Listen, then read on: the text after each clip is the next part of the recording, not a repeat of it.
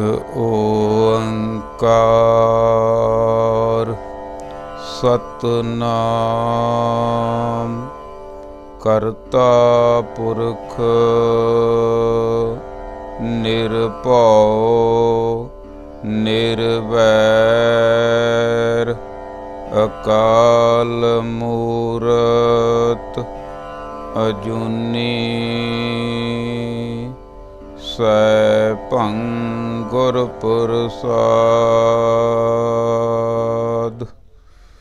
परम सत्कारयोग गुरु रूप गुरु प्यारी साध संगत जीओ, आओ मनां दीआं खिंडियां होईयां बिरतियां नूं उकागर करदे होए करिए रसना पवित्र, बोलीए सारे वाहिगुरु जी का खालसा वाहिगुरु जी की फतेह। गुरमुख प्यारिओ, आपां करमां वाले आ, भागां वाले आ। कोई पिछला अंकुर प्रगट होया कलयुग दे भयानक समय दे विच सतसंग दीआं कुछ घड़ियां आपां नूं नसीब होईयां। सतसंगत दे विच बैठ के मन नूं ਗਿਆਨ ਦੀ ਪ੍ਰਾਪਤੀ ਹੁੰਦੀ ਹੈ। ਗਿਆਨ ਦੇ ਨਾਲ ਪਰਮਾਤਮਾ ਵੱਲ ਨੂੰ ਮਨ ਚੱਲ ਸਕਦਾ ਹੈ। ਸਤਿਗੁਰਾਂ ਦੀ ਬਖਸ਼ਿਸ਼ ਦਾ ਸਦਕਾ ਆਪਾਂ ਨੂੰ ਸ੍ਰੀ ਗੁਰੂ ਗ੍ਰੰਥ ਸਾਹਿਬ ਜੀ ਦੇ ਜੋ ਪਹਿਲੇ 13 ਅੰਗ ਹਨ, ਇਹ ਅਗੰਮੀ ਇਲਾਹੀ ਬਾਣੀ ਸਮਝਣ ਦਾ ਸੁਭਾਗਾ ਸਮਾਂ ਪ੍ਰਾਪਤ ਹੋਇਆ ਹੈ।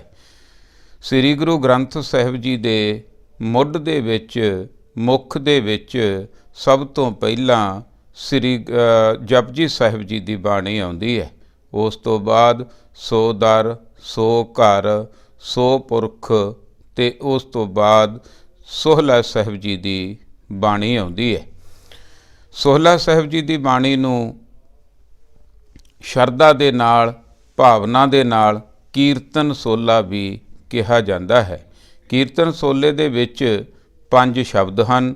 ਪਹਿਲੇ 3 ਸ਼ਬਦ ਗੁਰੂ ਨਾਨਕ ਸੱਚੇ ਪਾਤਸ਼ਾਹ ਜੀ ਦੇ ਮੁਬਾਰਕ ਮੁਖ ਵਿੱਚੋਂ ਉਚਾਰਨ ਕੀਤੇ ਹੋਏ ਹਨ। ਇੱਕ ਸ਼ਬਦ ਚੌਥੇ ਪਾਤਸ਼ਾਹ ਜੀ ਦਾ ਉਚਾਰਨ ਕੀਤਾ ਹੋਇਆ ਅਤੇ ਇੱਕ ਸ਼ਬਦ ਅਖੀਰਲਾ 5ਵੇਂ ਪਾਤਸ਼ਾਹ ਜੀ ਦਾ ਉਚਾਰਨ ਕੀਤਾ ਹੋਇਆ ਹੈ। ਗੁਰਮੁਖ ਪਿਆਰਿਓ, ਅੱਜ ਆਪਾਂ ਤੀਜੇ ਸ਼ਬਦ ਜੋ ਧਨਾਸਰੀ ਰਾਗ ਦੇ ਵਿੱਚ ਹੈ ਉਸ ਸ਼ਬਦ ਦੀ ਵਿਚਾਰ ਕਰਨ ਜਾ ਰਹੇ ਹਾਂ। आओ मन बिरतियाँ बिल्कुल एकागर करके बड़ी शरधा भावना दे नाल सरवण करिए जी। राग धनासरी महला पहला। गगन में थाल रवचंद दीपक बने, तारका मंडल जनक मोती, धूप मल मल आन लो, पवन चबरो करे, सगल बन राए, फूलंत ज्योति, कैसी आरती होए, भव खंडना तेरी आरती, अनहता शब्द बाजंत भेरी रहाओ। गुरमुख प्यारिओ, कहा जाता गुरु नानक सच्चे पातशाह जी अपने प्रचारक दौरियां दे दौरान जगन्नाथपुरी वाले पासे नूं गए। जगन्नाथपुरी दे विच भगवान जगन्नाथ की मूर्ति बना के ते उहदी आरती उतारी जाती सी। आरती का समा होया तो आरती करन लगे उत्थों दे जो पुजारी लोग सी ते गुरु बाबा जी नूं सुनेहा दिता कि आरती दे विच शामिल होवो, आरती होण लगी है, सब दा शामिल होना जरूरी है। गुरु बाबा जी ने समझाया कि मैं तो पहला ही वो परमात्मा की जिहड़ी विशाल काया प्रभु की वाहिगुरु की आरती हो रही है उहदे विच शामिल होया हाँ, तुसीं भी उहदे विच शामिल होवो।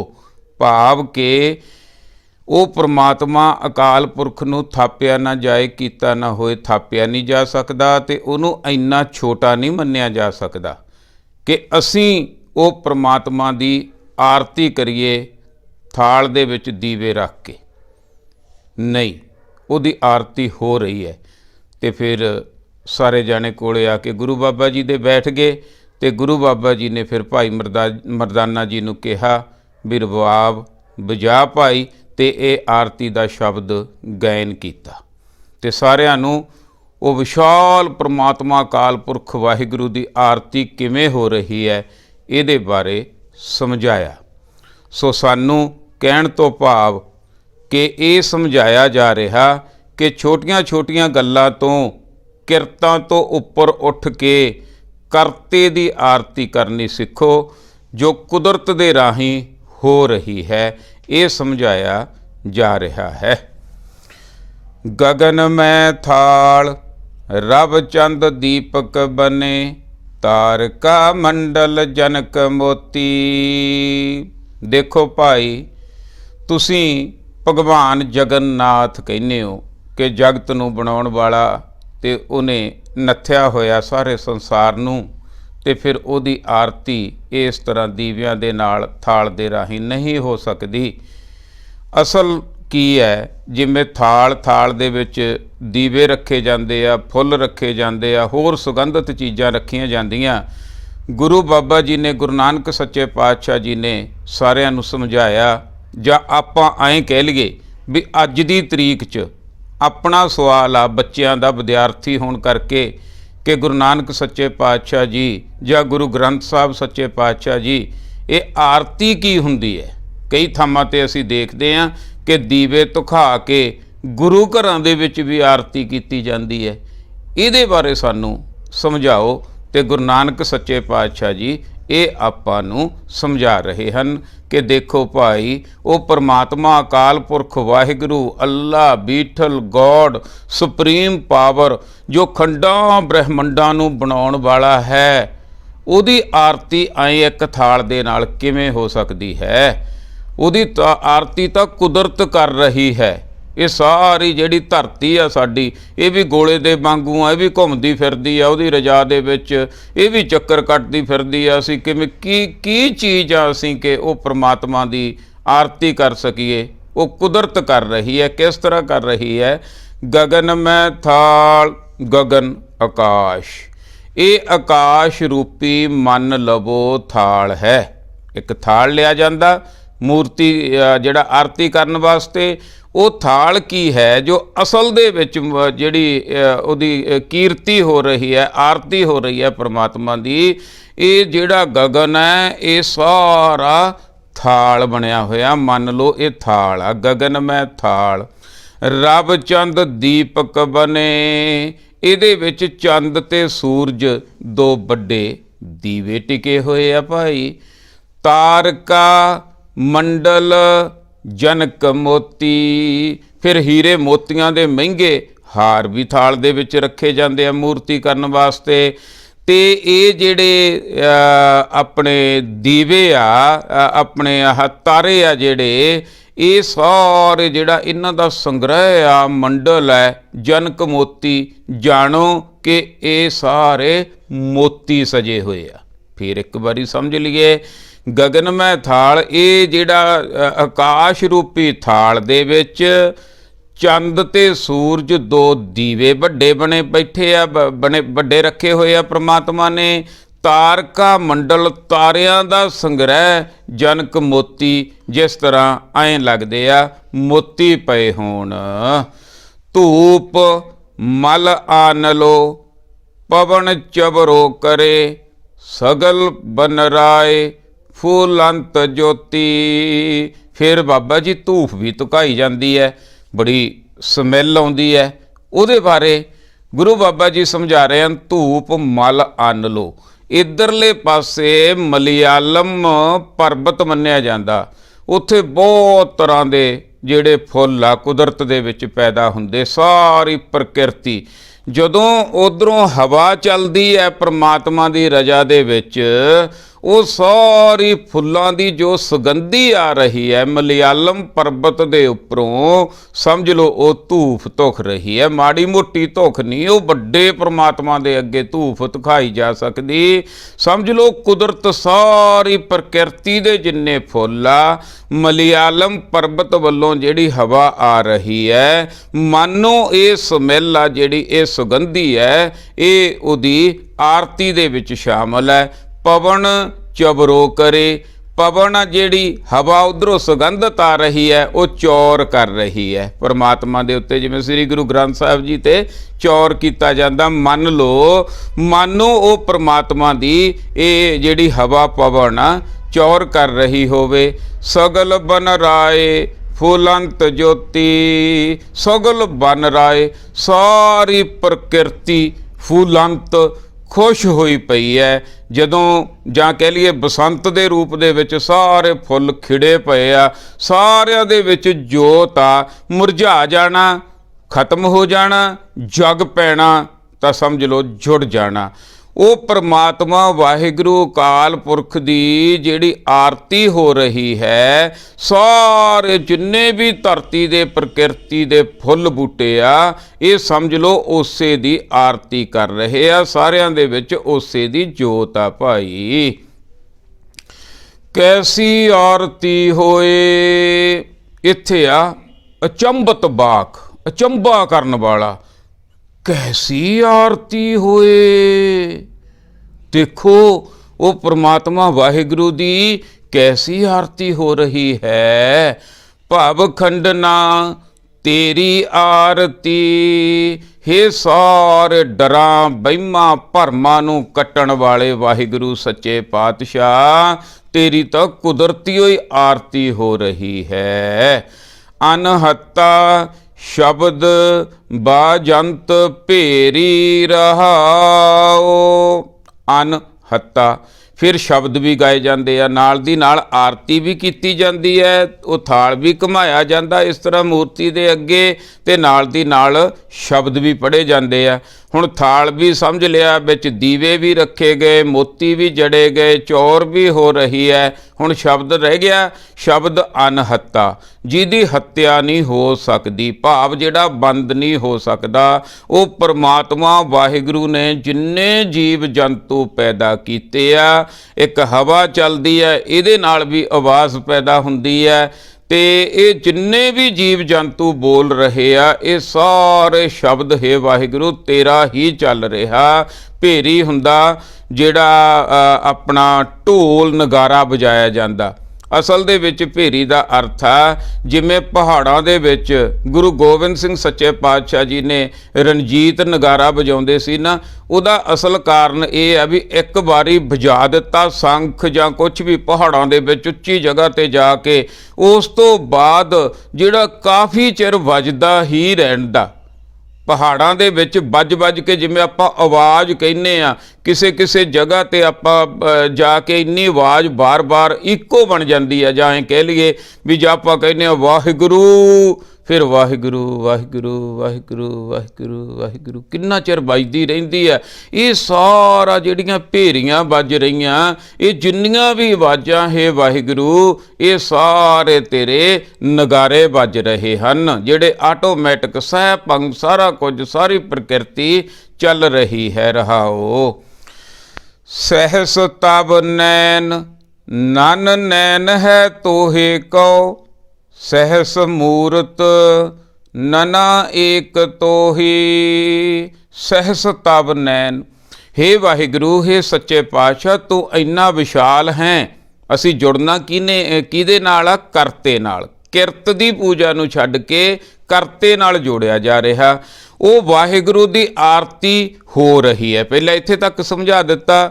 ਹੁਣ ਉਹ ਪ੍ਰਮਾਤਮਾ ਵਾਹਿਗੁਰੂ ਕਿਵੇਂ ਪਸਰਿਆ ਹੋਇਆ, ਕਿਵੇਂ ਉਹਦਾ ਪਸਾਰਾ ਹੈ ਸਾਰੇ ਸੰਸਾਰ ਦੇ ਵਿੱਚ। ਸਹਿਸ ਤਬ ਨੈਣ, ਹੇ ਵਾਹਿਗੁਰੂ, ਹੇ ਸੱਚੇ ਪਾਤਸ਼ਾਹ, ਜਿੰਨੀਆਂ ਵੀ ਆ ਸਾਡੇ ਜੀਵਾਂ ਦੀਆਂ ਅੱਖਾਂ, ਸਾਡੇ ਨੈਣ ਆ, ਇਹਨਾਂ ਦੇ ਵਿੱਚ ਦੀ ਕੌਣ ਦੇਖ ਰਿਹਾ? ਤੂੰ ਹੀ ਦੇਖ ਰਿਹਾ। ਜਿੱਦਾਂ ਇਹ ਜੋਤ ਖਤਮ ਹੋ ਗਈ, ਦੇਖਣ ਦੀ ਸਮਰੱਥਾ ਖਤਮ ਹੋ ਜਾਣੀ ਹੈ, ਅੱਖਾਂ ਇਸੇ ਤਰ੍ਹਾਂ ਰਹਿਣੀਆਂ, ਪਰ ਦੇਖਣ ਵਾਲਾ ਚਲਿਆ ਜਾਣਾ, ਜੋਤ ਖੱਤ ਚਲੀ ਜਾਣੀ ਆ, ਨਿਕਲ ਜਾਣੀ ਆ, ਕੰਨ ਇਸੇ ਤਰ੍ਹਾਂ ਰਹਿ ਜਾਣੇ ਆ, ਸੁਣਨਾ ਨਹੀਂ। ਹੇ ਵਾਹਿਗੁਰੂ, ਜਿੰਨੇ ਵੀ ਸਾਡੇ ਮਨੁੱਖਾਂ ਦੇ ਤਾਂ ਕੀ, ਸਾਡੇ ਸਾਰੇ ਕਾਸੇ ਦੀਆਂ ਜਿੰਨੀਆਂ ਪ੍ਰਕਿਰਤੀ ਦੀਆਂ ਅੱਖਾਂ, ਜਿੰਨੀ ਵੀ ਜਿਹੜਾ ਹੈ ਪਸ਼ੂ ਪੰਛੀ ਜਾਨਵਰ, ਸਾਰੇ ਨੈਣ ਆ, ਇਹ ਕਿਹਦੇ ਆ? ਇਹ ਤੇਰੇ ਹੀ ਆ। ਹੇ ਵਿਸ਼ਾਲਕਾ ਆ ਪ੍ਰਮਾਤਮਾ, ਕਿਉਂਕਿ ਤੂੰ ਘਟ ਘਟ ਦੇ ਵਿੱਚ ਸਮਾਇਆ। ਦੇਖੋ ਕਿੰਨੇ ਸੋਹਣੇ ਢੰਗ ਦੇ ਨਾਲ ਸਮਝਾਇਆ ਜਾ ਰਿਹਾ। ਸਹਿਸ ਤਬ ਨੈਣ, ਹੇ ਵਾਹਿਗੁਰੂ, ਹੇ ਸੱਚੇ ਪਾਤਸ਼ਾਹ, ਇਹ ਸਾਰੇ ਨੈਣ ਤੇਰੇ ਹੀ ਹਨ ਤੇ ਤੂੰ ਹੀ ਇਹਨਾਂ ਦੇ ਵਿੱਚੋਂ ਦੇਖ ਰਿਹਾ। ਨਨ ਨੈਣ ਹੈ ਤੋਹੇ ਕੋ, ਪਰ ਜੇ ਅਸੀਂ ਸਥੂਲ ਦੇਖੀਏ ਵੀ ਤੇਰੀ ਮੂਰਤ ਉਹ ਨਹੀਂ ਹੋ ਸਕਦੀ, ਉਹ ਤੇਰੇ ਅੱਖਾਂ ਨੂੰ, ਇਹ ਸਾਰੀਆਂ ਹੀ ਅੱਖਾਂ ਤੇਰੀਆਂ, ਪਰ ਵੱਡੀ ਜਿਹੜੀ ਗੱਲ ਇਹ ਹੈ ਵੀ ਇਹਨਾਂ ਅੱਖਾਂ ਦੇ ਵਿੱਚ ਦੀ ਦੇਖ ਤੂੰ ਹੀ ਰਿਹਾ, ਪਰ ਤੇਰੀ ਕੋਈ ਅੱਖ ਨਹੀਂ। ਸਹਿਸ ਤਬ ਨੈਣ, ਨਨ ਨੈਣ ਹੈ ਤੋਹੇ ਕੋ, ਸਾਰੀਆਂ ਮੂਰਤਾਂ ਤੇਰਾ ਰੂਪ ਆ, ਸਾਰੀਆਂ ਅੱਖਾਂ ਤੇਰਾ ਰੂਪ ਆ, ਸਾਰਿਆਂ ਦੇ ਵਿੱਚ ਦੀ ਤੂੰ ਹੀ ਦੇਖ ਰਿਹਾ, ਪਰ ਤੇਰੀ ਕੋਈ ਅੱਖ ਨਹੀਂ। ਨਹਿ ਤੋਹੇ ਕੋ ਸਹਿਸ ਮੂਰਤ ਨਨਾ ਏਕ ਤੋਹੀ, ਸਾਰੀਆਂ ਮੂਰਤਾਂ ਤੇਰੀਆਂ ਹੀ ਆ, ਪਰ ਤੇਰੀ ਕੋਈ ਮੂਰਤ ਨਹੀਂ। ਥੋੜੀ ਜੀ ਡੂੰਘੀ ਗੱਲ ਆ, ਸਮਝਣ ਦਾ ਯਤਨ ਕਰਨਾ ਗੁਰਮੁਖ ਪਿਆਰਿਓ।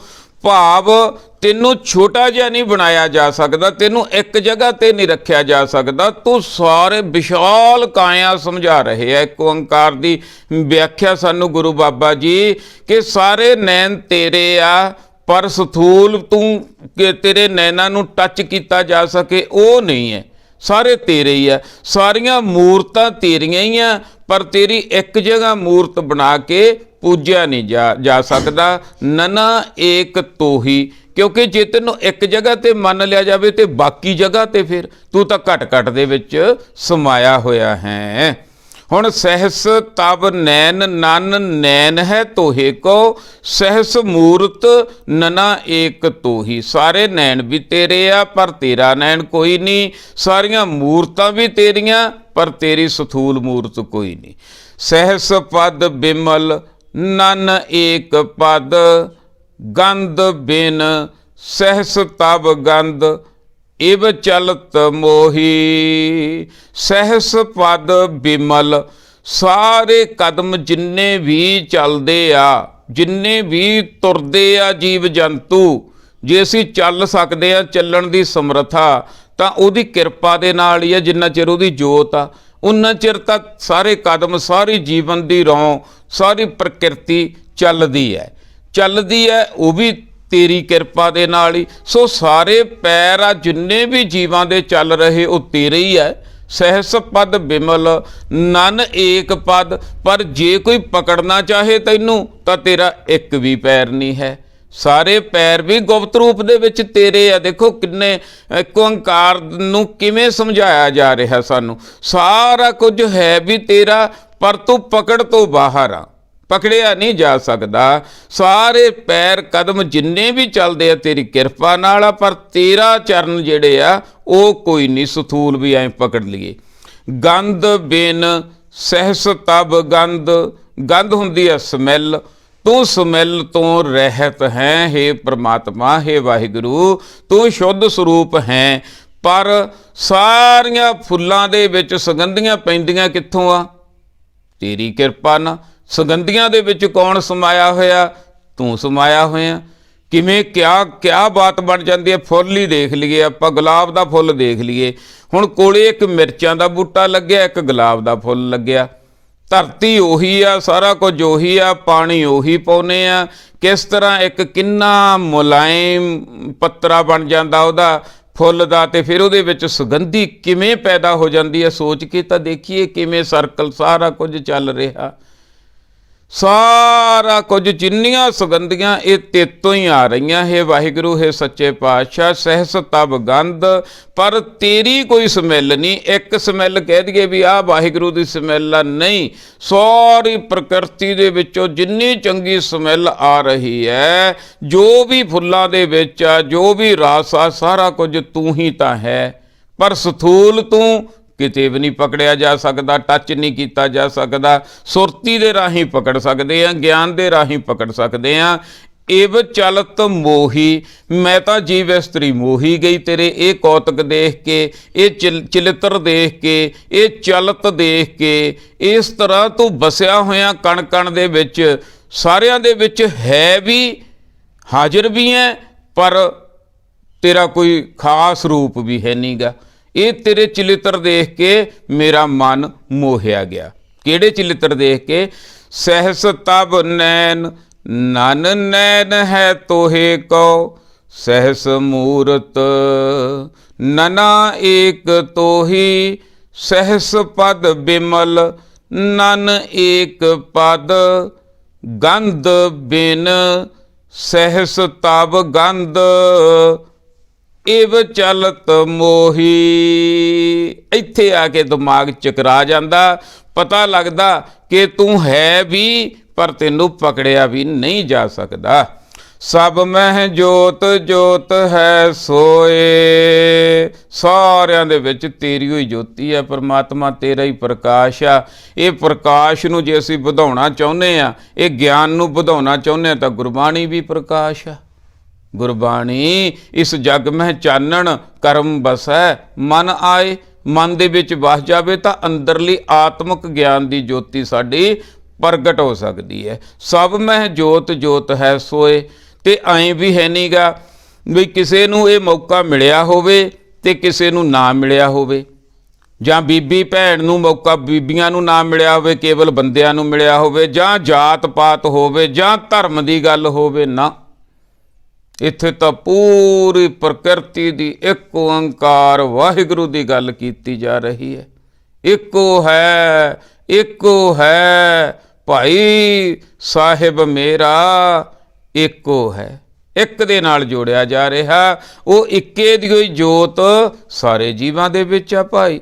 ਸਭ ਮਹਿ ਜੋਤ ਜੋਤ ਹੈ ਸੋਏ, ਤਿਸ ਦਾ ਚਾਨਣ ਸਭ ਮਹਿ ਚਾਨਣ ਹੋਏ। ਉਹ ਵਾਹਿਗੁਰੂ ਪਰਮਾਤਮਾ ਦੀ ਜੋਤ ਦਾ ਚਾਨਣ ਹੀ ਸਾਰਿਆਂ ਦੇ ਵਿੱਚ ਚਾਨਣ ਹੈ, ਸਾਰਿਆਂ ਦੇ ਵਿੱਚ ਪ੍ਰਕਾਸ਼ ਹੋ ਰਿਹਾ। ਸਾਰਾ ਕੁਝ ਕਿਵੇਂ ਹੋ ਰਿਹਾ? ਉਹ ਵਾਹਿਗੁਰੂ ਦੀ ਕਿਰਪਾ ਦੇ ਨਾਲ ਹੀ ਹੋ ਰਿਹਾ। ਸਭ ਦੇ ਵਿੱਚ ਚਾਨਣ ਪ੍ਰਕਾਸ਼ ਜੋ ਸਾਡੇ ਜੀਵਾਂ ਦੇ ਵਿੱਚ, ਜਿੱਦੇ ਉਹ ਪ੍ਰਕਾਸ਼ ਖਤਮ ਹੋ ਗਿਆ, ਗੱਲ ਕਿਉਂ ਨਹੀਂ ਹੈ? ਸਰੀਰ ਤਾਂ ਇਹੀ ਰਹਿਣਾ। ਆਪਾਂ ਕਹਿੰਦੇ ਹਾਂ ਜੋਤ ਚਲੀ ਗਈ। ਇੱਕ ਅੰਦਰ ਆ, ਭਾਵੇਂ ਰੰਗ ਕਾਲਾ ਹੀ ਹੋਵੇ, ਇੱਕ ਚਮਕ ਹੁੰਦੀ ਹੈ ਸਰੀਰ ਦੇ ਅੰਦਰ। ਮੌਤ ਤੋਂ ਬਾਅਦ ਉਹ ਪੀਲਾ ਹੋਣਾ ਸ਼ੁਰੂ ਹੋ ਜਾਂਦਾ ਤੇ ਉਹ ਜਿਹੜੀ ਚਮਕ ਆ ਉਹ ਖਤਮ ਹੋ ਜਾਂਦੀ ਹੈ, ਜੋਤੀ ਅੰਦਰੋਂ ਚਲੀ ਜਾਂਦੀ ਹੈ। ਤੇ ਜਿੰਨਾ ਚਿਰ ਜੋਤ ਆ ਉਨਾ ਚਿਰ ਜਗਦਾ ਮਨੁੱਖ। ਇਹ ਸਾਰਾ ਕੁਝ ਕਿਵੇਂ ਹੋ ਰਿਹਾ? ਉਹ ਪਰਮਾਤਮਾ ਦੀ ਜੋਤ ਤੋਂ ਹੀ ਸਾਰੀਆਂ ਸਾਡੀਆਂ ਜੋਤੀਆਂ ਜਿਹੜੀਆਂ ਜਗ ਰਹੀਆਂ, ਭਾਵ ਉਹ ਇੱਕ ਓੰਕਾਰ ਦੀ ਜੋਤ ਦਾ ਕਰਕੇ ਹੀ ਇਹ ਚੰਦ ਸੂਰਜ ਆ, ਸਾਰਾ ਕੁਝ ਧਰਤੀ ਬਣੀ ਤੇ ਧਰਤੀ ਤੇ ਇਹ ਜਿਹੜੇ ਪ੍ਰਾਣੀ ਬਣੇ, ਮਨੁੱਖ ਬਣੇ, ਸਾਡੇ ਸਾਰਿਆਂ ਦਾ ਕਾਰਨ ਉਹ ਇੱਕ ਓੰਕਾਰ ਹੀ ਹੈ, ਵਾਹਿਗੁਰੂ ਹੀ ਹੈ। ਉਹਦੀ ਹੀ ਜੋਤ ਆ ਸਭ ਦੇ ਵਿੱਚ। ਜਿਵੇਂ ਕਿਸੇ ਨੇ ਪੁੱਛਿਆ ਸੁੰਦਰ ਫੁੱਲ ਨੂੰ ਕਿ ਫੁੱਲਾ ਤੂੰ ਬੜਾ ਸੋਹਣਾ, ਫੁੱਲ ਕਹਿੰਦਾ ਮੈਂ ਤਾਂ ਡੰਡੀ ਦਾ ਕਰਕੇ ਆ, ਡੰਡੀ ਦੇ ਸਿਰ ਤੇ ਖੜਾ। ਡੰਡੀ ਨੂੰ ਪੁੱਛਿਆ ਵੀ ਤੂੰ ਬੜਾ ਵਧੀਆ ਫੁੱਲ ਟਿਕਾ ਕੇ ਰੱਖਿਆ, ਉਹ ਡੰਡੀ ਕਹਿੰਦੀ ਮੈਂ ਤਾਂ ਜੜਾਂ ਦਾ ਕਰਕੇ ਆ। ਜੜਾਂ ਨੂੰ ਪੁੱਛਿਆ ਵੀ ਤੁਸੀਂ ਬੜੀ ਆ ਮਿੱਟੀ ਦੇ ਵਿੱਚੋਂ ਸੁਗੰਧੀ ਖਿੱਚੀ, ਕਮਾਲ ਦੀ ਗੱਲ ਆ ਜੜੋ। ਤੇ ਜੜਾਂ ਕਹਿੰਦੀਆਂ ਮੈਂ ਸੀ ਤਾਂ ਧਰਤੀ ਦਾ ਕਰਕੇ ਆ, ਜੇ ਧਰਤੀ ਨਾ ਹੁੰਦੀ। ਧਰਤੀ ਨੂੰ ਪੁੱਛਿਆ, ਧਰਤੀ ਕਹਿੰਦੀ ਪਾਣੀ ਦਾ ਕਰਕੇ ਆ। ਸਾਰਾ ਕੁਝ ਆਖਰ ਕੀ ਹੈ? ਪਹਿਲਾ ਪਾਣੀ, ਜਿਉ ਹੈ ਜਿਤ ਹਰਿਆ ਸਭ ਕੋਏ। ਸੋ ਜਿਹੜਾ ਹੈ ਪਾਣੀ, ਧਰਤੀ, ਸਾਰੇ ਕਾਸੇ ਦਾ ਮੁੱਢ ਕੀ ਹੈ? ਜਦੋਂ ਪੁੱਛਿਆ ਗਿਆ ਤਾਂ ਉਹ ਪਰਮਾਤਮਾ ਵਾਹਿਗੁਰੂ। ਸਭ ਮੈਂ ਜੋਤ ਜੋਤ ਹੈ ਸੋਏ। ਸਾਡੇ ਜੀਵਾਂ ਦਾ ਅਖੀਰ ਦੇ ਵਿੱਚ ਜਾਈਏ ਤਾਂ ਉਸੇ ਦੀ ਜੋਤੀ ਤੋਂ ਹੀ ਸਾਰੀਆਂ ਜੋਤਾਂ ਜਗਮਗਾ ਰਹੀਆਂ ਹਨ। ਤਿਸ ਦਾ ਚਾਨਣ ਸਭ ਮਹਿ ਚਾਨਣ ਹੋਏ। ਉਹ ਪਰਮਾਤਮਾ ਵਾਹਿਗੁਰੂ ਨੇ ਸਾਡੇ ਵਿੱਚ ਚਾਨਣ ਪੈਦਾ ਕੀਤਾ ਹੋਇਆ ਭਾਈ। ਗੁਰ ਸਾਖੀ ਜੋਤ ਪ੍ਰਗਟ ਹੋਏ। ਹੁਣ ਜੋਤੀ ਸਭ ਦੇ ਅੰਦਰ ਆ। ਜੋ ਜਿੰਨਾ ਚਿਰ ਅਸੀਂ ਜਿਉਂਦੇ ਆ ਨਾ, ਉਨਾ ਚਿਰ ਜਿੰਨਾ ਚਿਰ ਸਾਡੇ ਕੰਨ ਸੁਣਦੇ ਆ ਧਿਆਨ ਦੇ ਨਾਲ, ਸਾਡਾ ਅੰਦਰਲਾ ਜਿਹੜਾ ਹੈ ਉਹ ਸਫ਼ਰ ਆ ਏਕਤਾ ਵਾਲਾ ਉਹ ਹੋ ਸਕਦਾ। ਜਦੋਂ ਜੋਤੀ ਖਤਮ ਹੋ ਗਈ, ਬੰਦੇ ਦੀ ਮੌਤ ਹੋ ਗਈ, ਸੁਣਨੋਂ ਹੀ ਹਟ ਗਿਆ, ਫਿਰ ਕੀ ਹੋ ਸਕਦਾ? ਫਿਰ ਨਹੀਂ ਕੁਝ ਹੋ ਸਕਦਾ।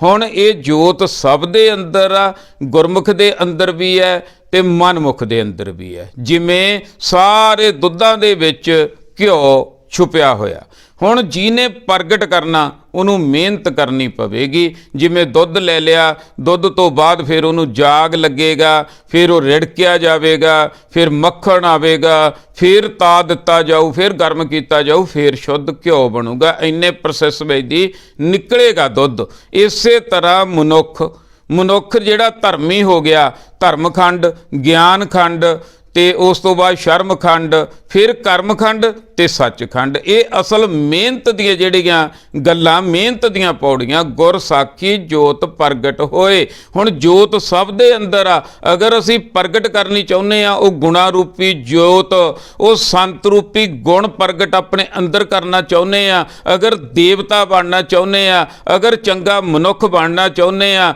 ਅਗਰ ਅਸੀਂ ਆਪਣੇ ਜਨਮ ਮਰਨ ਤੋਂ ਖਲਾਸੀ ਚਾਹੁੰਦੇ ਆ, ਅਗਰ ਆਨੰਦਿਤ ਜੀਵਨ ਪ੍ਰਾਪਤ ਕਰਨਾ ਚਾਹੁੰਦੇ ਆ, ਅਗਰ ਖੁਸ਼ੀਆਂ ਖੇੜੇ ਚਾਹੁੰਦੇ ਆ, ਤਾਂ ਗੁਰੂ ਦੀ ਸਿੱਖਿਆ ਲੈਣੀ ਪਊ ਭਾਈ। ਗੁਰ ਸਾਖੀ ਜੋਤ ਪ੍ਰਗਟ ਹੋਏ। ਗੁਰੂ ਦੀ ਸਿੱਖਿਆ ਲੈ ਕੇ ਇਹ ਅੰਦਰਲੀ ਜੋਤ, ਗਿਆਨ ਦੀ ਜੋਤ, ਆਤਮਿਕ ਗਿਆਨ ਦੀ ਜੋਤ ਪ੍ਰਗਟ ਹੁੰਦੀ ਹੈ ਭਾਈ।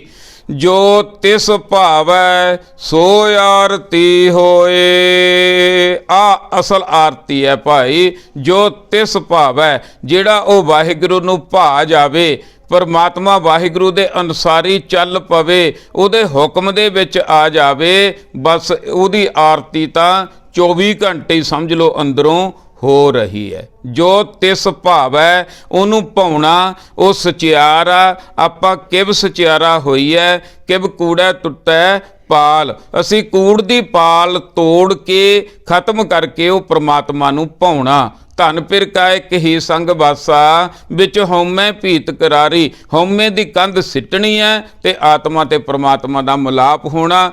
ਅਸਲ ਆਰਤੀ ਗੁਰੂ ਬਾਬਾ ਜੀ ਨੇ ਇਹ ਸਮਝਾਈ ਹੈ ਕਿ ਆਤਮਿਕ ਕੰਮ ਕਰੋ ਭਾਈ। ਇਹ ਆਪਣੇ ਆਪ ਨੂੰ ਸਵਾਰਨ ਵਾਲੇ ਕੰਮ ਕਰੋ, ਆਪਣੇ ਆਪ ਨੂੰ ਸਵਾਰੀਏ, ਉਹਨੂੰ ਤਾਂ ਭਾ ਜਾਈਏ, ਤੇ ਜਿਹੜਾ ਭਾ ਗਿਆ ਉਹਦੀ ਆਰਤੀ ਹੋ ਗਈ। ਸਮਝ ਲਓ ਜੋ ਤਿਸ ਭਾਵੈ ਸੋ ਆਰਤੀ ਹੋਏ। ਹਰ ਚਰਨ ਕਬਲ ਮਕਰੰਦ, ਲੋਭਤ ਮਨੋ ਅਨਦਿਨੋ ਮੋਹੇ ਆਹੀ ਪਿਆਸਾ। ਕਿਰਪਾ ਜਲ ਦੇ ਨਾਨਕ ਸਾਰਿੰਗ ਕਉ, ਹੋਏ ਜਾਤੇ ਤੇਰੇ ਨਾਏ ਬਾਸਾ। 3 ਪਦੇ ਗੁਰਮੁਖ ਪਿਆਰਿਓ ਇੱਥੇ ਤੱਕ ਪੂਰੇ ਹੋ ਗਏ। ਪਹਿਲਾਂ ਛੋਟੀ ਆਰਤੀ ਤੋਂ ਵੱਡੀ ਆਰਤੀ ਸਮਝਾਈ, ਉਹ ਪ੍ਰਮਾਤਮਾ ਨੂੰ ਭਾ ਜਾਣ ਦੀ ਗੱਲ ਕੀਤੀ, ਸਮਝਾਈ। ਹੁਣ ਅਸੀਂ ਸਿਖਿਆਰਥੀਆਂ ਨੇ, ਅਸੀਂ ਸੁਣਨ ਵਾਲਿਆਂ ਨੇ, ਅਸੀਂ ਸਿੱਖਾਂ ਨੇ, ਅਸੀਂ ਵਿਦਿਆਰਥੀਆਂ ਨੇ, ਇਹ ਸਾਡੇ ਅੰਦਰ ਇਹ ਕਾਸ਼ਿਸ਼ ਪੈਦਾ ਹੋਣੀ ਚਾਹੀਦੀ ਹੈ ਗੁਰਬਾਣੀ ਨੂੰ ਜਾਣਨ ਦੀ। ਦੇਖੋ ਗੁਰੂ ਬਾਬਾ ਜੀ ਨੇ ਛੋਟੀ ਆਰਤੀ ਤੋਂ ਕਿੱਡੀ ਵੱਡੀ ਆਰਤੀ ਕਿਵੇਂ ਹੋ ਰਹੀ ਹੈ, ਪ੍ਰਕਿਰਤੀ ਕਿਵੇਂ ਕਰ ਰਹੀ ਹੈ, ਇੱਕੋ ਸ਼ਬਦ ਦੇ ਵਿੱਚ ਕਿੰਨਾ ਗਿਆਨ ਬਖਸ਼ਿਸ਼ ਕਰ ਦਿੱਤਾ। ਤੇ ਜੇ ਹੋਰ ਗੁਰਬਾਣੀ ਨੂੰ ਪੜ੍ਹਾਂਗੇ, ਹੋਰ ਗੁਰਬਾਣੀ ਨੂੰ ਜਾਚਾਂਗੇ, ਤਾਂ ਕਿੰਨਾ ਗਿਆਨ ਆ ਜਾਵੇਗਾ। ਇੱਥੇ ਆ ਕੇ ਮਨ ਦੀ ਹਾਲਤ ਕੀ ਬਣਦੀ ਹੈ, ਕਿਵੇਂ ਡਿੱਗਦਾ ਮਨੁੱਖ, ਕਿਵੇਂ ਕਸ਼ਿਸ਼ ਪੈਦਾ ਹੁੰਦੀ ਹੈ, ਕਸ਼ਿਸ਼ ਤੋਂ ਬਾਅਦ ਕੋਸ਼ਿਸ਼, ਕੋਸ਼ਿਸ਼ ਤੋਂ ਬਾਅਦ ਮਿਲਾਪ। ਹੁਣ ਸਾਡੇ ਅੰਦਰ ਵੀ ਇਹ ਕਸ਼ਿਸ਼ ਪੈਦਾ ਹੋ ਗਈ ਕਿ ਧੰਨ ਸ੍ਰੀ ਗੁਰੂ ਗ੍ਰੰਥ ਸਾਹਿਬ ਸੱਚੇ ਪਾਤਸ਼ਾਹ ਜੀਓ, ਸਾਨੂੰ ਵੀ ਇਹ ਗੁਰਬਾਣੀ ਦਾ ਆਤਮਿਕ ਗਿਆਨ ਬਖਸ਼ਿਸ਼ ਕਰੋ। ਹਰ ਚਰਨ ਕਬਲ ਮਕਰੰਦ, ਹਰੀ ਦੇ ਚਰਨ ਕਬਲ, ਕਬਲ ਫੁੱਲ। ਇਹ ਕਬਲ ਫੁੱਲ ਦੀ ਤਸਵੀਰ ਤਾਂ ਗੁਰਬਾਣੀ ਦੇ ਵਿੱਚ ਦਿੱਤੀ ਜਾਂਦੀ ਹੈ ਕਿ ਕਮਲ ਦਾ ਫੁੱਲ ਦੀ ਖਾਸੀਅਤ ਇਹ ਹੈ, ਚਿੱਕੜ ਦੇ ਵਿੱਚ ਪੈਦਾ ਹੁੰਦਾ ਤੇ ਪਰ ਇਹ ਪਾਣੀ ਦੇ ਵਿੱਚ ਡੁੱਬਦਾ ਨਹੀਂ, ਚਿੱਕੜ ਦੇ ਵਿੱਚ ਪੈਦਾ ਹੁੰਦਾ, ਜਾੜੇ ਦੀ ਚਿੱਕੜ ਦੇ ਵਿੱਚ ਹੁੰਦੀ ਹੈ। ਜਿਵੇਂ ਪਾਣੀ ਵਧੀ ਜਾਂਦਾ ਇਹਦੀ ਡੰਡੀ ਵਧੀ ਜਾਂਦੀ ਹੈ, ਡੁੱਬਦਾ ਨਹੀਂ, ਉੱਪਰ ਉੱਪਰ ਰਹਿੰਦਾ। ਅਸੀਂ ਕਿਵੇਂ ਜੀਵਨ ਵਧੀਆ ਬਤੀਤ ਕਰ ਸਕਦੇ ਹਾਂ। ਇਹ ਸੰਸਾਰ ਰੂਪੀ ਚਿੱਕੜ ਦੇ ਵਿੱਚ ਰਹਿ ਕੇ ਜੜ ਭਾਵੇਂ ਸਾਡੀ ਇਹਦੇ ਵਿੱਚ ਲੱਗੀ ਹੋਈ ਹੈ, ਪਰ ਸੁਰਤੀ ਦੇ ਤੌਰ ਤੇ ਅਸੀਂ ਵਿਕਾਰਾਂ ਤੋਂ, ਸੰਸਾਰ ਦਾ ਅਰਥ ਅਸਲ ਹੈਗਾ ਸੰਸਿਆਂ ਦੇ ਵਿੱਚ ਜਿਉਣਾ। ਸੰਸੇ ਜਮਾ ਆਰ, ਸੰਸਾਰ ਨੂੰ ਪਾਰ ਕਰਨਾ, ਸੰਸਿਆਂ ਦੇ ਵਿੱਚੋਂ ਨਿਕਲ ਜਾਣਾ। ਸੰਸਾਰ ਉਰਲੇ ਪਾਸੇ ਤੇ ਪਾਰ ਕਰ ਗਿਆ, ਇਹ ਸੰਸਿਆਂ ਨੂੰ ਪਾਰ ਕਰ ਗਿਆ, ਵਹਿਮਾਂ ਭਰਮਾਂ ਤੋਂ ਅੱਗੇ ਨਿਕਲ ਗਿਆ। ਇਹ ਕਰਨਾ ਹਰੀ ਦੇ ਚਰਨ ਕਮਲ ਮਕਰੰਦ, ਤੇ ਪਰਮਾਤਮਾ ਵਾਹਿਗੁਰੂ ਦੇ ਚਰਨ ਕਮਲਾਂ ਦੇ ਨਾਲ ਅਸੀਂ ਜੁੜਨਾ। ਮਕਰੰਦ ਹੁੰਦਾ ਅਸੈਂਸ, ਜਿਹਨੂੰ ਕਹਦੇ ਫੁੱਲਾਂ ਦਾ ਰਾਸ। ਸਾਡੇ ਵਾਸਤੇ ਹੇ ਹਰੀ, ਹੇ ਵਾਹਿਗੁਰੂ, ਹੇ ਸੱਚੇ ਪਾਤਸ਼ਾਹ, ਤੇਰੇ ਗਿਆਨ ਰੂਪੀ ਕਵਲ ਫੁੱਲ ਸਾਡੇ ਵਾਸਤੇ ਇਹ ਚਰਨ, ਤੇਰੇ ਜਿਹੜੇ ਗਿਆਨ ਰੂਪੀ ਚਰਨ ਆ, ਤੇਰੇ ਉਪਦੇਸ਼ ਰੂਪੀ ਚਰਨ ਆ, ਸਾਡੇ ਵਾਸਤੇ ਕਮਲ ਫੁੱਲ ਬਣਾਉਣ ਵਾਲੇ ਆ। ਅਸੀਂ ਸੁਰਤੀਆਂ ਬਿਰਤੀਆਂ ਉੱਚੀਆਂ ਕਰਕੇ ਸੰਸਾਰ ਵਿੱਚ ਰਹਿੰਦੇ ਹੋਈ ਮੁਕਤੀ ਪ੍ਰਾਪਤ ਕਰ ਸਕਦੇ ਹਾਂ। ਮੋਏ ਹੋਏ ਜੋ ਮੁਕਤ ਦਿਓਗੇ, ਮੁਕਤ ਨਾ ਜਾਣੈ ਕੋਇਲਾ। ਹਰ ਚਰਨ ਕਮਲ, ਸਾਡੇ ਵਾਸਤੇ ਹਰੀ ਦੇ ਚਰਨ, ਉਪਦੇਸ਼ ਰੂਪੀ ਚਰਨ ਕਮਲ ਵਰਗੇ ਆ, ਕਮਲ ਫੁੱਲ ਵਰਗੇ ਆ। ਮਕਰੰਦ ਹੁੰਦੀ ਹੈ ਜਿਹੜੀ ਫੁੱਲਾਂ ਦੇ ਵਿੱਚ ਸੁਗੰਧੀ ਹੁੰਦੀ ਹੈ, ਸੈਂਸ ਜਿਹੜੀ ਹੈ। ਲੋਭਤ ਮਨੋ, ਮੇਰਾ ਮਨ ਲੁਭਾਏ ਮਾਨ ਹੋ ਗਿਆ ਇਸ ਗਿਆਨ ਲੈਣ ਦੇ ਵਾਸਤੇ। ਅਨ ਦਿਨੋਂ, ਹਰ ਦਿਨ ਮੋਹੇ ਮੈਨੂੰ ਆਹੀ ਪਿਆਸਾ, ਆਹੀ ਪਿਆਸ ਲੱਗੀ। ਜੇ ਕਿਤੇ ਸਾਨੂੰ ਇਹ ਲੱਗ ਜਾਵੇ ਗੁਰਮੁਖ ਪਿਆਰਿਓ, ਆ ਜਿਹੜਾ ਆਪਾਂ ਛੋਟਾ ਜਿਹਾ ਉਪਰਾਲਾ ਕੀਤਾ ਨਾ, ਪਹਿਲੇ 13 ਅੰਗਾਂ ਨੂੰ ਸਮਝਣ ਦਾ, ਵਿਚਾਰਨ ਦਾ, ਬੁੱਧੀ ਤਾਂ ਤੁੱਛ ਕੀ ਹੈ, ਸਾਧਨ ਵੀ ਬਹੁਤੇ ਹੈ ਨਹੀਂ, ਪਰ ਵਾਹਿਗੁਰੂ ਦੀ ਕਿਰਪਾ ਤੇ ਤੁਹਾਡੀ ਗੁਰਮੁਖ ਪਿਆਰਿਓ ਅਸ਼ੀਰਵਾਦ ਸੰਗਤ ਦਾ, ਇਹ ਦੋ ਚੀਜ਼ਾਂ ਦੇ ਆਸਰੇ ਦੇ ਨਾਲ ਸ਼ੁਰੂ ਕੀਤਾ। ਕਿਉਂ? ਤਾਂ ਕਿ ਸਾਡੇ ਅੰਦਰ ਗੁਰਬਾਣੀ ਨੂੰ ਸਮਝਣ ਦੀ ਪਿਆਸ ਜਾਗ ਪਵੇ। ਹਰ ਚਰਨ ਕਮਲ ਮਕਰੰਦ, ਲੋਭਤ ਮਨੋ ਅਨ ਦਿਨੋਂ ਮੋਹੇ ਆਹੀ ਪਿਆਸਾ। ਮੇਰੇ ਅੰਦਰ ਸੱਚੇ ਪਾਤਸ਼ਾਹ ਵਾਹਿਗੁਰੂ ਜੀ ਹੁਣ ਆਪਣੇ ਤੇ ਹੁਣ ਤੇ ਸ਼ਬਦ ਪ੍ਰੈਜੈਂਟ ਕਿਵੇਂ ਢੁਕਦਾ, ਉਹ ਤਾਂ ਹੋ ਗਿਆ ਨਾ, ਉਹ ਤਾਂ ਪੰਡਤ ਨੂੰ ਸਮਝਾਤਾ ਕਿ ਆਰਤੀ ਭਾਈ ਐਂ ਨਹੀਂ ਐਂ ਹੁੰਦੀ ਹੈ। ਪਰ ਅਫਸੋਸ ਤਾਂ ਇਸ ਗੱਲ ਦਾ ਅਸੀਂ ਕਈ ਵਾਰੀ ਹੁਣ ਸਿੱਖ ਵੀ ਕਰੀ ਜਾਂਦੇ ਹਾਂ। ਗੁਰੂ ਗ੍ਰੰਥ ਸਾਹਿਬ ਦੇ ਸਾਹਮਣੇ ਵੀ ਆਰਤੀ ਹੋ ਜਾਂਦੀ ਹੈ। ਗੱਲ ਤਾਂ ਅਸਲ ਸਮਝਣ ਦੀ ਗੱਲ ਤਾਂ ਇਹ ਹੈ ਕਿ ਸਾਡੇ ਅੰਦਰ ਗੁਰਬਾਣੀ ਨੂੰ ਸਮਝਣ ਦੀ ਪਿਆਸ ਪੈਦਾ ਹੋ ਜਾਵੇ। ਸਾਡੇ ਤੇ ਕਿਰਪਾ ਕਰ ਦੇਵੋ ਸੱਚੇ ਪਾਤਸ਼ਾਹ, ਸਾਨੂੰ ਵੀ ਆਹ ਪਿਆਸ ਲੱਗ ਜਾਵੇ। ਕਿਰਪਾ ਜਲ ਦੇਹ ਨਾਨਕ ਸਾਰੰਗ ਕਉ, ਹੋਏ ਜਾਤੇ ਤੇਰਾ ਨਾਏ ਬਾਸਾ। ਮੇਰੇ ਤੇ ਵੀ, ਸਾਡੇ ਤੇ ਵੀ, ਹੁਣ ਆਪਾਂ ਸਾਰਿਆਂ ਨੇ ਕੀ ਕਰਨਾ, ਹੁਣ ਪ੍ਰੈਜੈਂਟ ਕਿਵੇਂ ਸਮਝਣਾ। ਉਦੋਂ ਦੀ ਗੱਲ ਉਦੋਂ ਦੀ ਚਲੀ ਗਈ ਜਿਹੜੀ ਗੁਰੂ ਬਾਬਾ ਜੀ ਨੇ ਬਹੁਤ ਵੱਡਾ ਗਿਆਨ ਦਿੱਤਾ, ਪਰ ਹੁਣ ਅਸੀਂ ਪ੍ਰੈਜੈਂਟ ਹੁਣ ਆਪਣੇ ਮਨ ਤੇ ਟਿਕਾਉਣੀ ਹੈ ਕਿ ਮੇਰੇ ਮਨਾ, ਕਿਉਂਕਿ ਸਵਾਰਿਆ ਕਿਹਨੂੰ ਜਾ ਰਿਹਾ, ਸਾਨੂੰ। ਸਿਖਾਇਆ ਕਿਹਨੂੰ ਜਾ ਰਿਹਾ, ਸਾਨੂੰ। ਮਨਮੁਖ ਤੋਂ ਗੁਰਮੁਖ ਕਿਹਨੂੰ ਬਣਾਇਆ ਜਾ ਰਿਹਾ, ਸਾਨੂੰ। ਤੇ ਫਿਰ ਗੁਰਬਾਣੀ ਸੁਣਨੀ ਕਿਹਨੇ ਆ, ਅਸੀਂ। ਟਿਕਾਉਣੀ ਕਿਹਦੇ ਉੱਤੇ ਆ, ਉਹ ਪੰਡਤ ਉੱਤੇ ਨਹੀਂ, ਮੈਂ ਆਪਣੇ ਆਪ ਉੱਤੇ, ਮਨ ਉੱਤੇ, ਕਿ ਮੈਨੂੰ ਵੀ ਇਹ ਕਿਰਪਾ ਦਾ ਜਲ ਪ੍ਰਾਪਤ ਹੋ ਜਾਵੇ। ਕਿਰਪਾ ਜਲ ਦੇਹ ਨਾਨਕ ਸਾਰੰਗ ਕਉ, ਸਾਰੰਗ ਹੁੰਦਾ ਪਪੀਹਾ। ਪਪੀਹਾ ਅੰਮ੍ਰਿਤ ਵੇਲੇ ਬੋਲਿਆ, ਤੇ ਇਹ ਪਪੀਹਾ ਮਨ ਪ੍ਰਿਓ ਕਰੇ। ਪਪੀਹੇ ਦੀ ਕੀ ਕਿਹਾ ਜਾਂਦਾ ਖਾਸੀਅਤ, ਕਹਿੰਦੇ ਉਹ ਸਵੇਰ ਵੇਲੇ ਮੂੰਹ ਅੜਦਾ ਤੇ ਪਿਆਸਾ, ਉਹ ਸਵੰਤੀ ਬੂੰਦ ਉੱਪਰੋਂ ਸਿੱਧੀ ਆ ਕੇ ਜਦੋਂ ਉਹਦੇ ਗਲੇ 'ਚ ਪੈਂਦੀ ਹੈ ਨਾ, ਇੱਕ ਬੂੰਦ ਨਾਲ ਹੀ ਉਹਨੂੰ ਸ਼ਾਂਤੀ ਆ ਜਾਂਦੀ ਹੈ। ਬਾਕੀ ਮੀਂਹ ਪਈ ਜਾਂਦਾ ਉਹਦੇ ਵਾਸਤੇ ਬੇਕਾਰ ਆ, ਜੇ ਬੂੰਦ ਅੰਦਰ ਨਹੀਂ ਜਾਂਦੀ। ਇਸੇ ਤਰ੍ਹਾਂ ਇਹ ਗੁਰਬਾਣੀ ਦੇ ਗਿਆਨ ਦਾ ਮੀਂਹ ਪੈ ਰਿਹਾ, ਅਗਰ ਸਾਡਾ ਮਨ ਪਪੀਹੇ ਵਾਂਗੂ ਮੂੰਹ ਖੋਲੀ ਬੈਠਾ ਤੇ ਉਹ ਬੂੰਦ ਅੰਦਰ ਚਲੀ ਜਾਣੀ ਹੈ, ਵਰਨਾ ਬਾਹਰੇ ਡੁੱਲ ਜਾਣੀ ਹੈ। ਬਸ ਆ ਅਸਲ ਆ ਕਿ ਮਨ ਮੇਰਾ ਸਾਰੰਗ ਬਣੇ, ਮਨ ਮੇਰਾ ਪਪੀਹਾ ਬਣੇ। ਕਿਰਪਾ ਜਲ ਦੇ ਨਾਨਕ ਸਾਰੰਗ ਕੋ, ਹੋਏ ਜਾਤੇ ਤੇਰੇ ਨਾਏ ਵਾਸਾ, ਕਿ ਮੇਰਾ ਤੇਰੇ ਨਾਮ ਵਿੱਚ ਵਾਸਾ ਹੋ ਜਾਵੇ, ਤੇਰੇ ਨਾਮ ਨਾਲ ਮੈਂ ਜੁੜ ਜਾਵਾਂ, ਤੇਰੇ ਨਾਮ ਦਾ ਕਿਣਕਾ ਮੈਨੂੰ ਪ੍ਰਾਪਤ ਹੋ ਜਾਵੇ, ਮੈਨੂੰ ਗੁਰ ਪ੍ਰਸਾਦ ਪ੍ਰਾਪਤ ਹੋ ਜਾਵੇ, ਮੈਨੂੰ ਤੇਰੀ ਕਿਰਪਾ ਪ੍ਰਾਪਤ ਹੋ ਜਾਵੇ। ਹੁਣ ਸਾਡੇ ਵਾਸਤੇ ਕੀ ਹੈ? ਮੈਂ ਇੱਕ ਸਿੱਖ ਹੋਣ ਦੇ ਨਾਤੇ, ਸਿਖਿਆਰਥੀ ਹੋਣ ਦੇ ਨਾਤੇ, ਭਾਵੇਂ ਮੈਂ ਹਿੰਦੂ, ਮੁਸਲਮਾਨ, ਬੋਧੀ, ਜੈਨੀ, ਈਸਾਈ, ਬੀਬੀ, ਭੈਣ, ਕੁਛ ਵੀ ਹੈ, ਆਪਦੇ ਮਨੋਂ ਅਰਦਾਸ ਕਰਾਂ ਕਿਹਦੇ ਅੱਗੇ? ਧੰਨ ਸ੍ਰੀ ਗੁਰੂ ਗ੍ਰੰਥ ਸਾਹਿਬ ਜੀ ਦੇ ਅੱਗੇ, ਕਿਉਂਕਿ ਸਾਡੇ ਸਾਹਮਣੇ ਗੁਰ ਪਰਮੇਸ਼ਰ ਇੱਕੋ ਜਾਣ, ਉਹ ਪਰਮਾਤਮਾ ਦਾ ਗਿਆਨ ਦੇਣ ਵਾਲਾ। ਬਸ ਜਦੋਂ ਉਹਦਾ ਗਿਆਨ ਆ ਗਿਆ ਨਾ, ਗੱਲ ਕੀ ਹੈ? ਪਰਮਾਤਮਾ ਦੂਰ ਥੋੜ੍ਹੀ ਹੈ, ਇੱਕੋ ਹੀ ਆ, ਅੰਦਰ ਹੀ ਤਾਂ ਹੈਗੇ ਆ, ਕਣ ਕਣ ਵਿੱਚ ਸਮਾਇਆ ਹੋਇਆ ਸਾਰਾ ਕੁਝ ਆ। ਬਸ ਅਗਿਆਨਤਾ ਤੋਂ ਗਿਆਨ ਪ੍ਰਾਪਤ ਹੋ ਜਾਣਾ। ਇਹ ਗਿਆਨ ਨਾਲ ਭਰਿਆ ਪਿਆ ਧੰਨ ਸ੍ਰੀ ਗੁਰੂ ਗ੍ਰੰਥ ਸਾਹਿਬ ਜੀ ਸੱਚੇ ਪਾਤਸ਼ਾਹ। ਭਾਵ ਸਾਰਾ ਕੁਝ ਆਪਾਂ ਅਖੀਰ ਦੇ ਵਿੱਚ ਗੱਲ ਕਰਨੀ ਹੋਵੇ, ਨਿਚੋੜ ਕਰਨਾ ਹੋਵੇ ਸਾਰੇ ਸ਼ਬਦ ਦਾ, ਤਾਂ ਇਹੀ ਹੈ ਕਿ ਹੁਣ ਅਸੀਂ, ਮੈਂ ਐਜ ਏ ਸਿਖਿਆਰਥੀ, as a Sikh, as a ਵਿਦਿਆਰਥੀ ਧੰਨ ਸ੍ਰੀ ਗੁਰੂ ਗ੍ਰੰਥ ਸਾਹਿਬ ਜੀ ਨੂੰ ਹਾਜ਼ਰ ਨਾਜ਼ਰ ਮੰਨ ਕੇ ਇਹ ਅਰਦਾਸ, ਇਹ ਬੇਨਤੀ ਕਰਾਂ ਕਿ ਸਤਿਗੁਰੂ ਸੱਚੇ ਪਾਤਸ਼ਾਹ ਜੀ ਐਡਾ ਵੱਡਾ ਗਿਆਨ ਇਹ ਮੈਨੂੰ ਬਖਸ਼ਿਸ਼ ਦੇਵੋ, ਬਖਸ਼ਿਸ਼ ਕਰ ਦੇਵੋ। ਮੇਰਾ ਮਨ ਪਪੀਹਾ ਬਣ ਕੇ ਇਹ ਗਿਆਨ ਨੂੰ ਸੁਣੇ, ਤਾਂ ਕਿ ਮੇਰਾ ਮਨ ਸਬਰ ਕੇ ਮੇਰੇ ਮਨ ਦਾ ਤੇਰੇ ਨਾਮ ਵਿੱਚ ਵਾਸਾ ਹੋ ਜਾਵੇ, ਤਾਂ ਕਿ ਮੇਰਾ ਆਤਮਿਕ ਜੀਵਨ ਆ ਜਿਹੜਾ ਵਧੀਆ ਬਣ ਜਾਵੇ। ਜਦੋਂ ਮੈਂ ਅੰਦਰੋਂ ਵਧੀਆ ਬਣ ਗਿਆ, ਕੋਈ ਵੀ ਮਨੁੱਖ ਆ ਜਿਹਦੇ ਅੰਦਰ ਨਾਮ ਚਲਿਆ ਗਿਆ, ਜਿਹਦੇ ਅੰਦਰ ਆਤਮਿਕ ਗਿਆਨ ਚਲਿਆ ਗਿਆ, ਤੇ ਉਹ ਬਾਹਰੋਂ ਤਾਂ ਫਿਰ ਆਪੇ ਹੀ ਵਧੀਆ ਬਣ ਜਾਣਾ। ਬਸ ਜਦੋਂ ਅੰਦਰਲਾ ਇਸ਼ਨਾਨ ਹੋ ਗਿਆ, ਮਨ ਮੈਲੇ ਸਭ ਕੁਛ ਮੈਲਾ, ਤਨ ਧੋਤੇ ਮਨ ਹੱਛਾ ਨਾ ਹੋਏ। ਤਨ ਧੋਣ ਨਾਲ ਮਨ 'ਤੇ ਅਸਰ ਨਹੀਂ ਹੁੰਦਾ। ਅਗਰ ਮਨ ਦਾ ਇਸ਼ਨਾਨ ਹੋ ਗਿਆ, ਸੁਣਿਆ, ਮੰਨਿਆ, ਮਨ ਕੀਤਾ ਭਾਉ, ਅੰਤਰਗਤ ਤੀਰਥ ਮਲ ਨਾਓ, ਇਹ ਇਸ਼ਨਾਨ ਹੋ ਗਿਆ। ਜਦੋਂ ਅੰਦਰੋਂ ਮਨੁੱਖ ਸਾਫ਼ ਹੋ ਗਿਆ, ਵਧੀਆ ਹੋ ਗਿਆ, ਤਾਂ ਬਾਹਰਲਾ ਜੀਵਨ ਵੀ ਆਪੇ ਹੀ ਵਧੀਆ ਹੋ ਜਾਂਦਾ।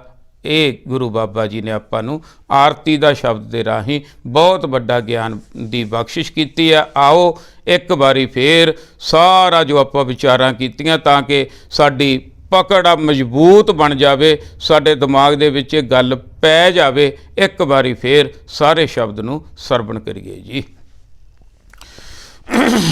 ਰਾਗ ਧਨਾਸਰੀ ਮਹੱਲਾ ਪਹਿਲਾ। ਗगन में थाल रव चंद दीपक बने, तारका मंडल जनक मोती, धूप मल अनलो पवन चबरो, करे सगल बुन राय फूलंत ज्योति।